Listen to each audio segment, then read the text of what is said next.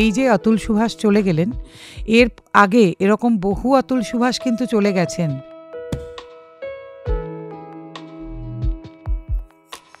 অর্থাৎ fake case এবং শ্বশুর বাড়ির অত্যাচারে বহু পুরুষ আত্মহত্যা করছেন, এটা একটা রেগুলার ঘটনা। তার মধ্যে কিন্তু আমাদের বিচার ব্যবস্থা, পুলিশি ব্যবস্থা কিছুটা জড়িয়ে পড়ছেন। अगर कोर्ट ये जज और मेरे बाकी के हरासर्स को पनिशमेंट नहीं देती है और बरी कर देती है, तो मेरा जो अस्थि है वहीं कोर्ट के बाहर किसी गटर में बहा देना चाहिए। অদ্ভুত লাগে যে মিডিয়েশনের জন্য জাজ অতুল সুভাষকে ডেকে বলছেন ওনার স্ত্রীর সঙ্গে 3 কোটি টাকা দিয়ে মধ্যস্থতা করতে চাইছেন সব তুলে নেবার জন্য। সন্তানকে দেখতে দেওয়ার জন্য 3 লক্ষ টাকা চাইছেন, 3 লক্ষ করে।